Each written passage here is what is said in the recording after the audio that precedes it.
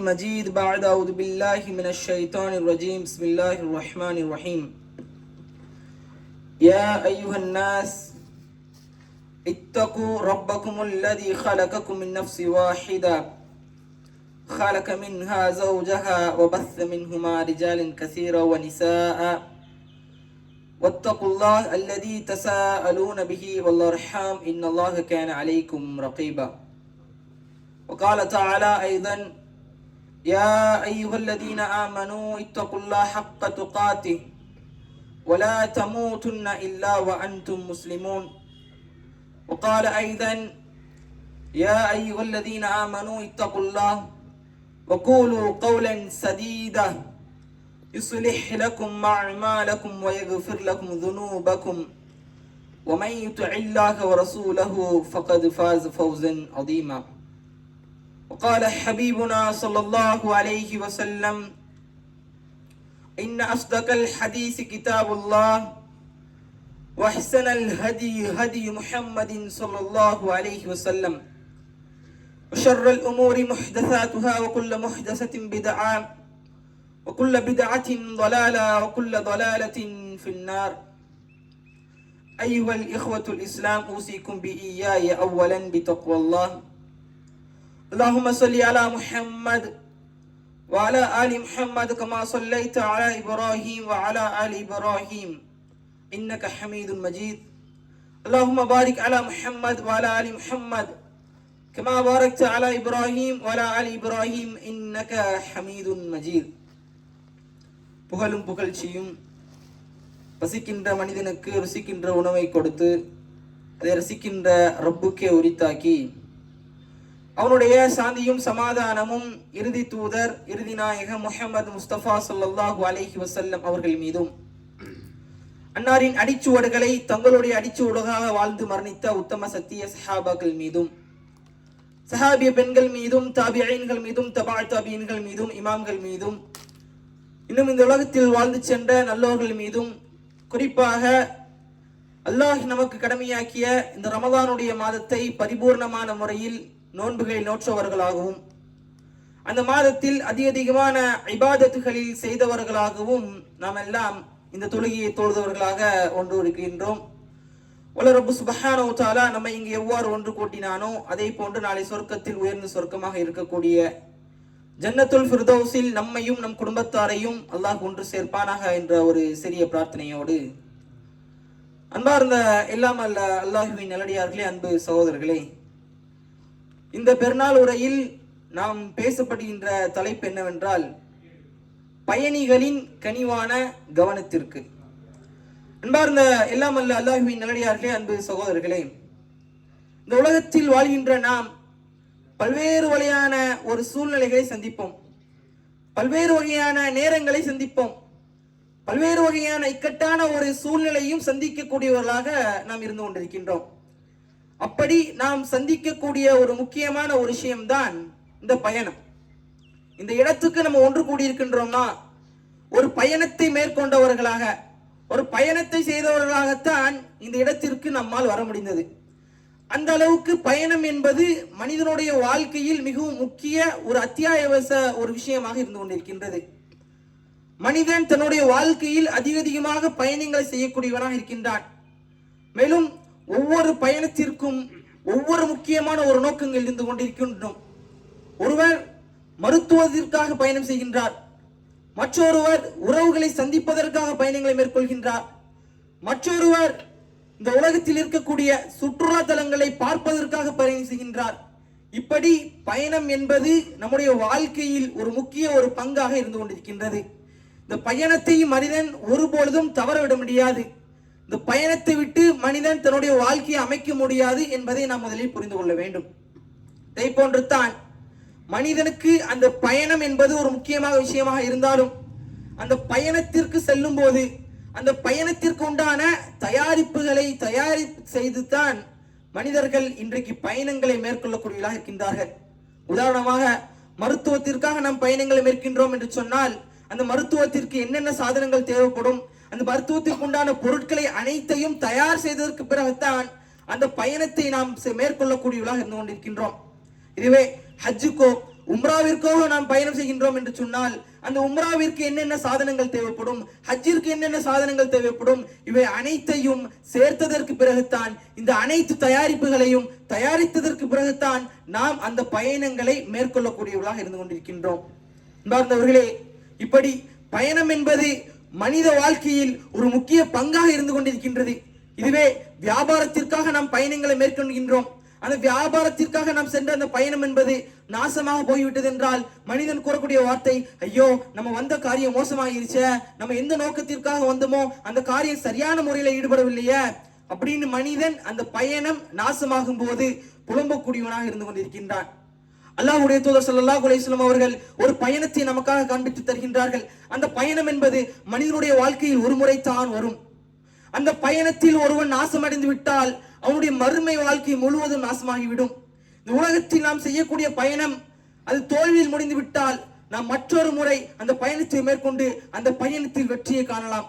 ஆனால் இந்த இறுதியாக நாம் செல்லக்கூடிய இந்த பயணம் என்பது, அந்த பயணத்தில் நாம் தோல்வி அடைந்து விட்டால் நம்முடைய வாழ்க்கை என்பது, நம்முடைய மறுமை நிலை என்பது நாசமாகிவிடும் என்பதை நாம் முதலில் புரிந்து கொள்ள வேண்டும். அன்பார்ந்தவர்களே, உலகத்தில் மனிதன் மணிக்கணக்கு பயணம் செய்கின்றான். ஆனால் அந்த பயணம் என்பது தற்காலிக பயணம்தான். ஆனால் இந்த மறுமைக்காக நாம் தயாராகின்றோம் என்று சொன்னால் அந்த பயணம் என்பது நிரந்தரமான ஒரு பயணம். அந்த பயணத்திற்காக நாம் எப்படிப்பட்ட ஒரு தயாரிப்புகளை செய்து வைத்திருக்கின்றோம் என்பதை நாம் சிந்தித்து பார்க்க வேண்டும்.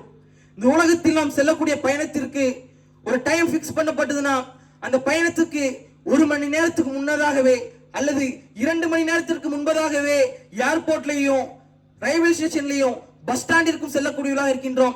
ஆனால் நாம் இந்த இறுதி பயணம் என்பது நேரம் குறிப்பிடாத ஒரு பயணமாக இருந்து கொண்டிருக்கின்றது. அந்த பயணம் இன்றைக்கும் வரலாம், நாளைக்கும் வரலாம். ஏன், நாம் இந்த தொழுகையினுடைய இந்த உரையை முடித்ததற்கு பிறகு வீட்டிற்கு செல்லக்கூடிய அந்த நேரத்திலும் வரலாம். அப்படிப்பட்ட ஒரு பயணத்தை தான் நாம் அடைய இருந்து கொண்டிருக்கின்றோம். அன்பார்ந்தவர்களே, அல்லாஹ்வுடைய தூதர் ஸல்லல்லாஹு அலைஹி வஸல்லம் அவர்கள் இப்னு உமர் ரலியல்லாஹு அன்ஹு அவங்களுக்கு ஒரு அறிவுரை சொல்றாங்க. பொதுவாக அல்லாஹ்வுடைய தூதர் அதிகமான சஹாபாக்களுக்கு அறிவுரை சொல்லக்கூடியவராக இருந்தாங்க. ஆனால் இப்னு உமர் ரலியல்லாஹு அன்ஹு அவங்களுக்கு சொல்றாங்க, எப்படிப்பட்ட நிலையில தெரியுமா? அத இப்னு உமர் ரலியல்லாஹு அன்ஹு சொல்றாங்க, அல்லாஹ்வுடைய தூதர் ஸல்லல்லாஹு அலைஹி வஸல்லம் அவர்கள் என்னுடைய 2 துடைப்பட்டைகளை பிடித்தவாறு எனக்கு உபதேசம் செய்கின்றார்கள். என்ன தெரியுமா? ஓ இப்னு உமர் அவர்களே, நீங்கள் இந்த உலகத்தில் வாழும்போது ஒரு பயணியை போன்று வாழுங்கள்.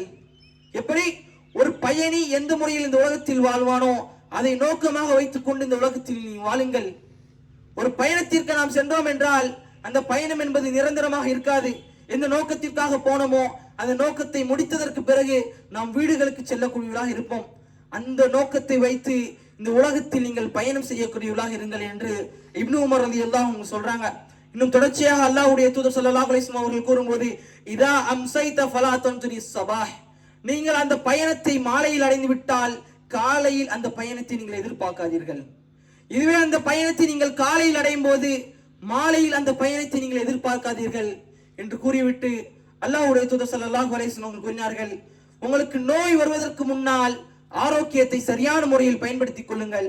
இன்னும் மரணம் என்கின்ற அந்த இறுதி பயணம் வரும்போது உங்களுடைய வாழ்க்கையை நீங்கள் சரியான முறையில் வாழ்ந்து கொள்ளுங்கள் என்று இப்னு உமர் ரலியல்லாஹு அன்ஹு அவர்களுக்கு அல்லாஹ்வுடைய தூதர் ஸல்லல்லாஹு அலைஹி வஸல்லம் அவர்கள் இந்த பயணத்தின் நோக்கத்தை புரிய வைக்கிறாங்க. ஆனால் அல்லாஹ் சுப்ஹானஹு வ தஆலா இந்த பயணத்தின் நோக்கத்தை தன்னுடைய திருமறையில் கூறும்போது, வமா ஹலக்துல் ஜின்ன வல் இன்ஸ இல்லா லியஅபுதுன், இந்த உலகத்தில் வாழக்கூடிய ஜின்களும் மனிதர்களும் அல்லாஹ்வை வணங்குவதற்காகத்தான் படைக்கப்பட்டிருக்கின்றது.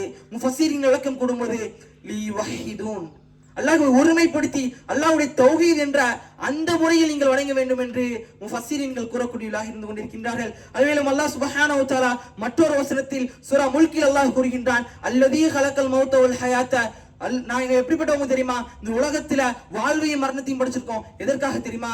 லியபுலுவக்கும் ஐயுக்கும் அஹ்ஸனு அமலா, நீங்கள் இந்த உலகத்தில் அமல்களால் யார் சிறந்தவர்கள் என்பதை சோதிப்பதற்காகத்தான் இந்த வாழ்வையும் மரணத்தையும் இப்படிப்பட்ட இந்த பயணத்தை நாம் படைத்து வைத்திருக்கின்றோம் என்று அல்லாஹ் சுப்ஹானஹு வ தஆலா இந்த பயணத்தின் நோக்கத்தை தன்னுடைய திருமறையில் தெளிவுபடுத்துகின்றான். அன்பார்ந்தவர்கள் சிந்தித்து பார்க்க வேண்டும். நம்முடைய பயணம் இந்த உலகத்தில் எவ்வாறு சென்று கொண்டிருக்கின்றது? நம்முடைய வாழ்க்கையை நாம் எந்த முறையில் வாழ்ந்து கொண்டிருக்கின்றோம்? பயணத்தின் நோக்கத்தை சரியான முறையில் புரிந்து கொண்டோமா? பயணத்திற்கான தயாரிப்புகளை சரியான முறையில் தயார் செய்து வைத்திருக்கின்றோம் என்பதை எல்லாம் நாம் சிந்தித்து பார்க்க வேண்டும். ஒரு மாத காலம் தயாரிப்புகளை சரியான முறையில் தயாரித்து வைத்தோம். ஆனால் இதற்கு பிறகு அந்த தயாரிப்புகளோடு நாம் எந்த முறையில் நாம் தொடர்பு இருப்போம் என்பது மிகவும் கேள்விக்குறியான விஷயம்தான். ரமலானுடைய ஆரம்ப மாதத்தில் முஸ்லிம்களாக வந்தோம். ஆனால் ரமலானுடைய இறுதியில் நம்முடைய நிலைப்பாடு எவ்வாறு இருந்து கொண்டிருக்கின்றது? இதே தொடர்ச்சியான அமலை நாம் தொடர்ந்து செய்வோமா என்பதை நாம் சிந்தித்து பார்க்க வேண்டும். மிகவும் கேள்விக்குறியான விஷயமாகத்தான் இருந்து கொண்டிருக்கின்றது. பயணத்தின் நோக்கத்தை மறந்தவர்களாக, அந்த பயணத்தை பற்றி மறந்தவர்களாக இன்றைக்கு இந்த உலக சமுதாயம் வாழ்ந்து கொண்டிருக்கிறது என்றால் பயணத்தை பற்றியான பயம் இல்லை. அல்லாஹ் நாளைக்கு இந்த பயணத்தை சரியான முறையில் பயன்படுத்தவில்லை என்றால் தண்டிப்பான் என்பதை உணராமல் உலக மோகத்தோடு வாழக்கூடியவர்களாக இருந்து கொண்டிருக்கின்றோம். அன்பார்ந்தவர்கள் சிந்தித்து பார்க்க வேண்டும். அல்லாஹ் சுப்ஹானஹு வ தஆலா இந்த மனிதர்களை பற்றி தன்னுடைய திருமறையில் கூறும்போது லகத் ஹலக்னல் இன்சான ஃபீ அஹ்ஸனி தக்வீம், மனிதர்களை நாம் செம்மையான முறையில் அழகான வடிவில் நான் படைத்திருக்கின்றோம் என்று மனிதரை அல்லாஹ் புகழ்ச்சியோடு கூறுகின்றான். இன்னும் அல்லாஹ் கூறும்போது குன்தும் கைர உம்மா, நீங்கள் தான் சிறந்த சமுதாயம். உலகத்தில் எத்தனையோ சமுதாயங்கள் வந்து சென்றது. ஆனால் இந்த முஹம்மதுனுடைய உம்மத்தை ஸல்லல்லாஹு அலைஹி வஸல்லம், அந்த உம்மத்தை தான் அல்லாஹ் சுப்ஹானஹு வ தஆலா குன்தும் கைர உம்மா, நீங்கள் தான் சிறந்த சமுதாயம் என்று அல்லாஹ் சுப்ஹானஹு வ தஆலா கூறுகின்றான். இதற்கான ரிசல்ட் அல்லாஹ்வே தொடர்ச்சியாக கூறுகின்றான். ஏன் தெரியுமா நீங்க சிறந்த சமுதாயம்? தஅமுரூன பில் மஅரூஃப், மக்களை நீங்க நன்மையின் பால் அழைக்கின்றீர்கள். சலாம் சொல்லுங்க, தொழுகைக்கு வாங்க, எனக்காண்டி துவா செய்யுங்க, உங்களுடைய பிரார்த்தனைகளையும் கலந்துக்குங்க அப்படின்னு நன்மையின் பால் நீங்கள் மக்களை அழைக்கின்றீர்கள். அதனால் நீங்கள் சிறந்த சமுதாயம். மேலும் அல்லாஹ் கூறுகின்றான் வதன்ஹவுன அனில் முன்கர், தீமையை விட்டு மக்களை நீங்கள் தடுக்கின்றீர்கள். பிதத் செய்யாதீங்க, ஷிர்க் வைக்காதீங்க, அல்லாஹ்வுக்கு ஒருபொழுதும் அநீதம் செய்யாதீங்க, மக்களுக்கு நீங்கள் அநீதம் செய்யாதீங்க, அடுத்தவங்களை பற்றி புறம் பேசாதீங்க, இப்படின்னு தீமைகளை விட்டு நீங்கள் தடுக்கக்கூடியவராக இருந்து கொண்டிருக்கின்றீர்கள். அதனால் நீங்கள் சிறந்த சமுதாயம் என்று அல்லாஹ் சுப்ஹானஹு வ தஆலா கூறுகின்றான். சிந்தித்து பார்க்க வேண்டும். அல்லாஹ் இப்படிப்பட்ட ஒரு அந்தஸ்தை கொடுத்து நமக்கு உயர்த்துகின்றான். ஆனால் நாம பயணத்தின் முடிவை, பயணத்தின் நோக்கத்தை மறந்தவர்களாக அல்லாஹ்வை நாம் எவ்வாறு வழிபட வேண்டுமோ, அல்லாஹ்வுடைய தூதர் எந்த முறையில் நமக்கு காட்டி தந்தார்களோ அந்த நோக்கத்தை எல்லாம் மறந்துவிட்டு நம்முடைய பயணத்தை இந்த உலகத்திற்காக, இந்த உலக மோகத்தை நம்முடைய வாழ்க்கையை நோக்கமாக கொண்டு வாழ்ந்து கொண்டிருக்கின்றோம். அன்பார்ந்தவர்களே, நம்முடைய பயணம் என்பது நமக்கு கை சேதம் அடைந்து விட்டால் அந்த நேரத்தில் நம் அல்லாஹ்விடத்தில் எந்த ஒரு பதிலும் கூற முடியாது. இன்றைக்கு இந்த உலகத்தில் வாழும் போது ஏங்க தொலை வர மாட்டீங்கன்னு கேட்டோம்னா, எனக்கு வியாபாரம் இருக்குன்னு அசால்ட்டான முறையில, சர்வ சாதாரணமான முறையில நம்மோடு இருக்கக்கூடிய மக்கள்கிட்ட நம்ம சொல்லியிருந்தோம். ஆனா அல்லாஹ் நீங்க ஏன் தொழலன்னு கேட்டா, அல்லாஹ் நான் ஃபஜ்ருக்கு தூங்கிட்டேன், லுஹருக்கு வியாபாரம் போயிட்டேன் அப்படின்னு சொல்ல முடியாது. அல்லாஹ் அப்படியே முகம் குப்புற நரகத்துக்கு தள்ளிடுவான் என்பதை நாம் சிந்தித்து பார்க்க வேண்டும். மேலும் அல்லாஹ் நமக்கு எல்லா விதமான நியாமத்தையும் கொடுத்திருக்கின்றான். அந்த நியாமத்தை சிந்தித்து பார்த்தால் போதும் அல்லாஹ்வை வணங்குவதற்கான மனசு வரும். ஆனா நம் அல்லாஹ்வையும் அவன் காட்டி தந்த அந்த தூதருடைய வழிகாலத்திலையும் நாம் மறந்தவர்களாக நம்முடைய பயணத்தை மேற்கொள்கின்றோம் என்று சொன்னால் மிகவும் ஒரு மோசமான ஒரு பயணத்தை நம்முடைய வாழ்க்கையை நாம் வாழ்ந்து கொண்டிருக்கின்றோம். அன்பார்ந்தவர்களே, அல்லாஹ் நமக்கு எல்லா விதமான வசதி வாய்ப்புகளும் தந்திருக்கின்றான். குடிக்க தண்ணி வேணுமா, குடிக்க தண்ணி தந்திருக்கான். குளிக்க தண்ணி வேணுமா, குளிக்கிறதுக்கு தண்ணி தந்திருக்கான். ஏன் வெளியில போனா சுடுன்னு தெரியும், அதற்கான அறிவையும் அல்லாஹ் கொடுத்து நீங்கள் அணியக்கூடிய காலணிகள் முதல் அல்லாஹ் உங்களுக்கு தந்திருக்கின்றான் என்று சொன்னால் நம்முடைய நோக்கத்தை மறந்தவர்களாக அல்லாஹ்வை வணங்க வேண்டும், அல்லாஹ்வுக்கு முழுக்க முழுக்க இபாதத்தில் மூழ்க வேண்டும் என்கின்ற அந்த பயணத்தின் நோக்கத்தை மறந்தவர்களாக நாம் வாழ்ந்து கொண்டிருக்கின்றோம்.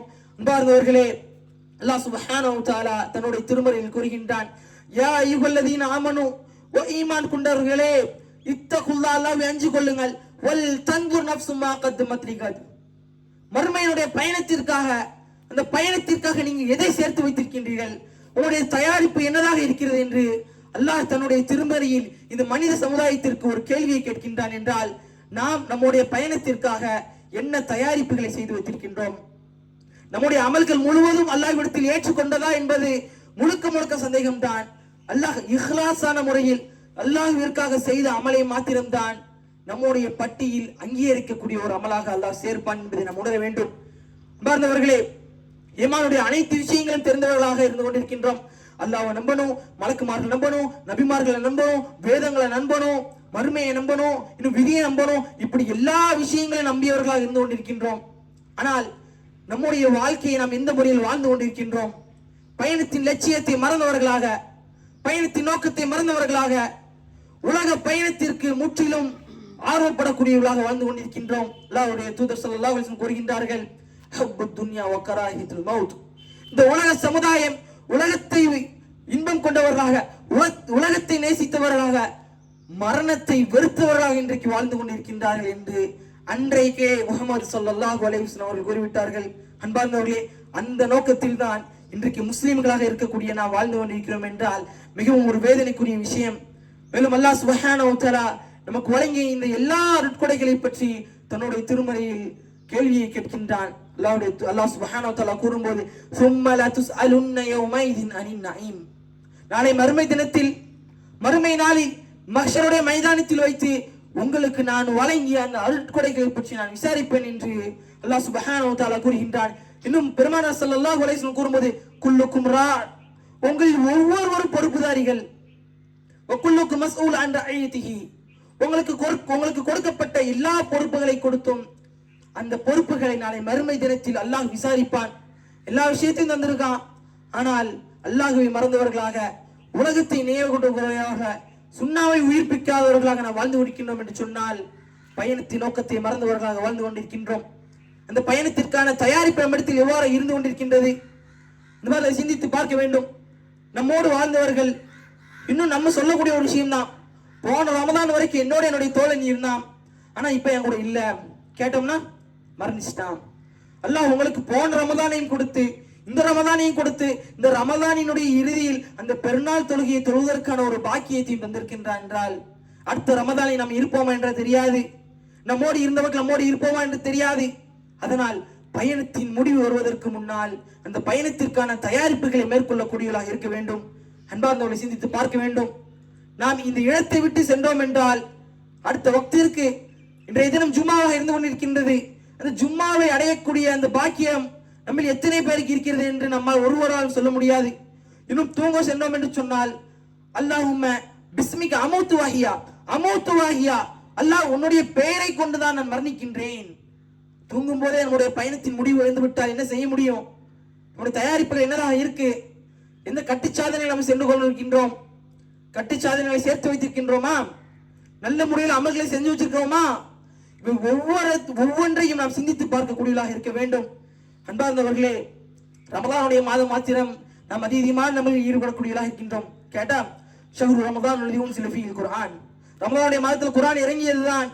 ரமதானுடைய மாதம் சிறப்பிற்குரிய ஒரு மாதம் தான். இந்த மாதத்தில் லைலத்துல் கத்ர் என்கின்ற அந்த 1000 மாதத்தை விட சிறந்த ஒரு இரவு இருக்கிறது. சதகத்துல் ஃபித்ர் இருக்கின்றது, பெருநாளுடைய தொழுகை இருக்கின்றது. இவை அனைத்தையும் ஒவ்வொரு ரமதான் வரும்போது நமக்கு மத்தியில் நினைவு கூட்டப்படுகிறது. ஆனால் நாம் இந்த 30 நாட்கள் மாத்திரமே இறையர்களோடு தொடர்பில் இருக்கக்கூடியவர்களாக இருந்து கொண்டிருக்கின்றோம்.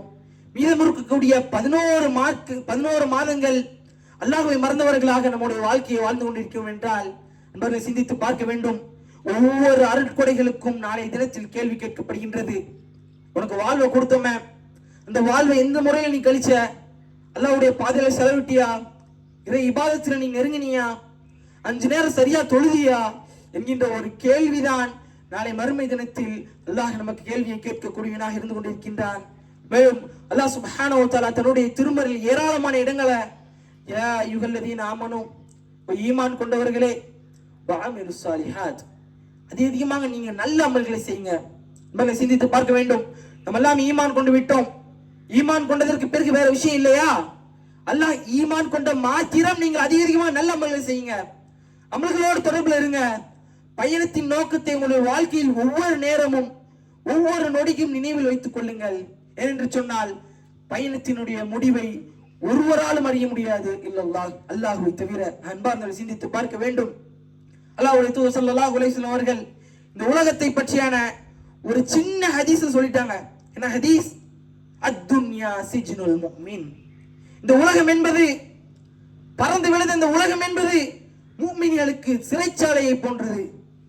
இந்த சிறைச்சாலையில் ஒரு கைதி எந்த முறையில் வாழ்வானோ, தன்னுடைய வாழ்க்கையை எந்த முறையில் அமைத்துக் கொள்வானோ அந்த முறையில் தான், ஒரு கட்டுப்பாடோடு தான், ஒரு ரூல்ஸ் கீழே தான் இந்த முஃமின்களாக இருக்கக்கூடிய நாம் வாழ வேண்டும். ஆனால் உலகத்தில் வாழக்கூடிய காஃபிர்களுக்கு அல் ஜன்னா, சொர்க்க பூஞ்சலை இந்த உலகம் என்பது. ஆனால் நாளை மறுமை தினத்தில் அவர்கள் அல்லாஹ்வை சந்திக்கும் போது கை சேதமடைந்தவர்களாக கூல யாழை தேனி, எனக்கு வந்த கை சேதமே என்று புலம்பி தவிக்கக்கூடியவர்களாக நாளை காஃபிர்களாக இருக்கக்கூடிய அந்த மக்கள் இருந்து கொண்டிருப்பார்கள். ஆனால் முஃமின்களுக்கு நாளை சொர்க்கம் என்பது ஒரு நிரந்தரமான ஒரு வாழ்க்கையாக இருந்து கொண்டிருக்கின்றது. அந்த சொர்க்கத்தை பயணத்திற்காக நாம் தயாராகி விட்டோமா? நம்முடைய தயாரிப்பு எப்படி இருக்கு? சரியான முறையில் வாழ்றோமா? இப்படின்னு ஒவ்வொரு முறையும் நம்முடைய வாழ்க்கையில் ஒவ்வொரு செயலும் நாம் சிந்தித்து வாழக்கூடியவர்களாக இருக்க வேண்டும். நாளை மறுமை தினத்துல இந்த உலகத்தின் மீது எந்த ஒரு பற்றும் இல்லாம, இந்த உலகத்தை நோக்கமாக இல்லாமல் மறுமைதான் எங்களுக்கு முக்கியம் என்று வாழ்ந்த அந்த சொர்க்க வாசிகளை எல்லாம் எப்படி தெரியுமா அழைப்பான்? யா அய்யத்துஹன் நஃப்ஸுல் முத்மஇன்னா இர்ஜி இலா ரப்பிகி ராதியத்துன் மர்தியா ஃபத்குலி ஃபீ இபாதி வத்குலி ஜன்னதி. ஓ திருப்தி பெற்ற ஆன்மாவே, அல்லாஹ்வை திருப்தி பெற்ற ஆன்மாவே, எம்முடைய அடியார்களோடு வா, சொர்க்கத்துக்குள்ள போங்க. அல்லாஹ் சுப்ஹானஹு வ தஆலாவை பார்த்தவர்களாக அந்த சொர்க்கத்திற்குள் நுழையக்கூடியவர்களாக இருப்போம். இதுவே இந்த உலகத்தை நோக்கமாக கொண்டு உலகத்தின் மீதான பற்றை அதிகமாக வைத்து வாழ்ந்தோம் என்றால் அந்த மோசமான நபர்களை எல்லாம் எப்படி தெரியுமா கூறுவான்? அல்லாஹ் சுப்ஹானஹு வ தஆலா கூறும்போது, வலவ் தரா இதில் முஜ்ரிமூன நாகிஸுன ரூஸிஹிம் இன்த ரப்பிஹிம், நாகிஸு ரூஸிஹிம் இன்த ரப்பிஹிம், அந்த நஷ்டவாளிகள், அந்த குற்றவாளிகள் நாளை மறுமை தினத்தில் அல்லாஹ்வை சந்திக்கும் போது நாகிஸு ரூஸிஹிம் இன்த ரப்பிஹிம், தன்னுடைய ரப்புக்கு முன்னால் தலை குனிந்தவராக நிற்பார்கள் என்று அல்லாஹ் சுப்ஹானஹு வ தஆலா கூறுகின்றான். என்று சொன்னால் நம்முடைய வாழ்க்கையை எந்த முறையில் நாம் வாழ்ந்து கொண்டிருக்கின்றோம்? எப்படிப்பட்ட அல்லாஹ்வை நாம் பார்க்க வேண்டும், அவனுடைய முகத்தோடு நாம் பார்க்க வேண்டும் என்கிற லட்சியத்தில் தான் வாழ்ந்து கொண்டிருக்கின்றோம். அந்த லட்சியத்தை மறந்தவர்களாக, அந்த பயணத்தின் நோக்கத்தை மறந்தவர்களாக வாழ்ந்தோம் என்று சொன்னால் நாளை தினத்தில் அல்லாஹ்வை பார்க்க வேண்டிய நாம் அவனுக்கு முன்னால் தலை குனிந்தவராக நிற்போம் என்றால் எவ்வளவு பெரிய ஒரு கை சேதம். எல்லாருடைய நோக்கமும் அல்லாஹ்வை எப்படியாவது பார்த்துடணும், அல்லாஹ்வுக்கு முன்னால் எப்படியாவது பேசணும், அவனை தினந்தோறும் பார்க்க வேண்டும் என்கின்ற ஒரு நோக்கத்தில் தானே வாழ்ந்து கொண்டிருக்கின்றோம். அதற்கான கட்டுச்சாதனையை நாம் தயாரித்து வைத்திருக்கின்றோமா? அந்த பயணத்திற்கான நோக்கத்தை சரியான முறையில் விளங்கி சரியான முறையில் நம்முடைய வாழ்க்கையை அமைத்துக் கொண்டிருக்கின்றோம் என்பதை நம்மில் ஒவ்வொருவரும் சிந்தித்து பார்க்க வேண்டும். ஆனால் சஹாபாக்கள் எப்படி வாழ்ந்தாங்க தெரியுமா? உலகத்தின் மீது எந்த ஒரு பற்றும் இல்லாமல், மறுமைதான் எங்களுக்கு லட்சியம், அல்லாஹ்வுடைய தூதரோடு சொர்க்கத்தில் இருக்க வேண்டும், சொர்க்கத்திற்குள் எப்படியாவது நுழைந்துவிட வேண்டும், அல்லாஹ்வை பார்க்க வேண்டும் என்கின்ற ஒரு நோக்கத்தில் அந்த பயணத்தின் நோக்கத்தை சரியான முறையில் விளங்கியவர்களாக அவருடைய வாழ்க்கையை வாழ்ந்தார்கள். அபூ ஹுரைரா ரலியல்லாஹு அன்ஹு அவர்கள் மிகப்பெரிய ஒரு சஹாபி, ஏராளமான ஹதீஸ்களை அறிவித்துள்ளார்கள். ஹதீஸை அறிவிப்பதில் முதல் இடத்தை பெற்றவர்கள். அவர்கள் மரணிக்கும் போது என்ன தெரியுமா சொன்னாங்க? அழுதுகிட்டு இருந்தாங்க. சஹாபாக்கள் கேட்கிறாங்க, ஏன் அபூ ஹுரைராவே எதுக்கு அழுவுறீங்க? சொல்றாங்க, மரணத்தை குறித்தான பயம் இல்லை, மரணத்தை குறித்தான அச்சம் இல்லை, ஆனா என்னிடத்தில் என்ன தயாரிப்பு இருக்கின்றது, என்னுடைய பயணத்தின் இறுதி நோக்கத்தில் இறுதி தருவாயில் நான் அமர்ந்து கொண்டிருக்கின்றேன், அல்லாஹ்வை சந்திப்பதற்கான தயாரிப்புகள் என்னிடத்தில் சரியாக இருக்கிறதா என்பதை குறித்த ஒரு அச்சம் தான் எனக்கு என்பதை சிந்தித்து பார்க்க வேண்டும். சஹாபாக்களை போன்று ஒருவராலும் நம்மில் அமல்கள் செய்ய முடியாது. ஆனால் அந்த சஹாபாக்கள் எப்படி வாழ்ந்தாங்க? மறுமை குறித்தான அச்சம், பயணத்திற்குண்டான அந்த பயணத்திற்குண்டான அந்த தயாரிப்புகளை தயாரித்தவர்களாக வாழ்ந்து சென்றவர்கள் சஹாபாக்கள் என்பதை சிந்தித்து பார்க்க வேண்டும். நாம் நம்முடைய லட்சியத்தை மறந்தவர்களுக்கு இந்த உலகத்தில் வாழ்ந்து கொண்டிருக்கின்றோம். லட்சியத்தை முதலில் நாம் புரிய வேண்டும். அதிகமாக அமல்களை செய்யக்கூடியவர்களாக இருக்க வேண்டும். எப்படி ரமதானுடைய மாதத்தில் முழுக்க முழுக்க இபாதத்தில் கழித்தோம், ஒரு தீமையான விஷயம் செய்யும் போது அல்லாஹ் நம்மளை பார்த்துட்டு இருக்கான அந்த நேரத்தில் மட்டும்தான் நமக்கு ஞாபகம் வருது.